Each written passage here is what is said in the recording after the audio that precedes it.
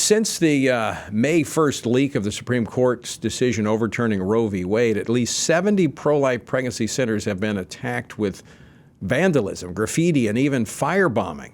Now, despite such violence, the response from the Department of Justice has been, well, that's it, pretty much crickets. It's non-existent, leading many to conclude that stopping such violence is clearly not a priority. This week, House Republicans sought to counter such inaction by introducing the Protect Pregnancy Care Centers Act. Joining me now to discuss this bill and more is a co-sponsor of the bill, Congressman Buddy Carter. He serves on the House Budget Committee and the House Committee on Energy, and he represents Georgia's 1st Congressional District. Congressman Carter, welcome back to Washington Watch. No, thank you for having me. All right, I'm going to just let you speak to this. Why is this so necessary? Well, it's necessary because women deserve to have access to health care. They deserve to have knowledge to the education and access to the education that that there are options available to them, and that abortion is not the only option. And that's what pregnancy care centers do. There are over 6,000 pregnancy care centers in America, and they've served over 2 million patients. And this reveals to us the humanity of the pro-life movement. Right. We're trying to help them to understand that they do have an option here. So, Congressman, Senator Warren went on a rant against care pregnancy centers, actually has introduced legislation to shut them all down. 2 questions for you. One, isn't that an extreme position to shut down these nonprofit centers wanting to care for women? And then secondly, isn't that kind of rhetoric contributing to this atmosphere of violence?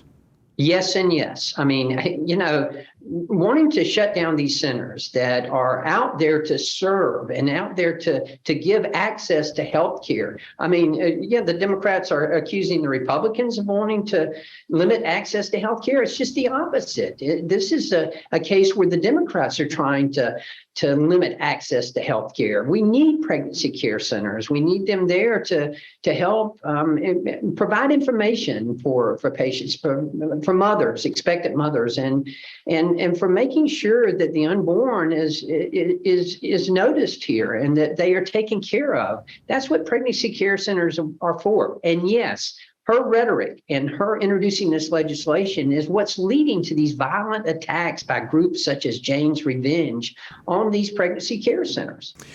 Congressman, speaking of extreme, before coming to Congress, you were a pharmacist, and recently you were on C-SPAN's Washington Journal, and you were attacked by callers from the left simply because you said pharmacists shouldn't be forced to dispense drugs that can end a human life. Exactly. I mean, look, if the federal government's going to interject themselves into the patient-pharmacist-doctor relationship, then you might as well do away with pharmacists and just put in vending machines. I mean, we are trained as pharmacists to do no harm.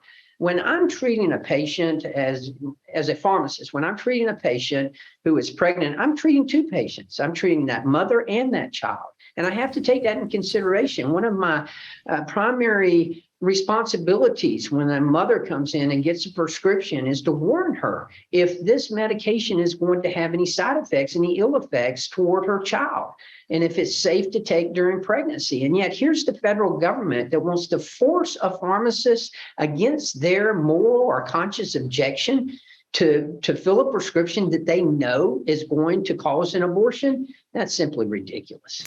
But it would seem that the American public would be, I mean, if you were accommodating, you'd say, we shouldn't be forced to do things that we have moral objections to. But, that was not the case when you were on C-SPAN. And by the way, I'm going to be on C-SPAN myself Friday morning. Any pointers for me? Wear your flap jacket.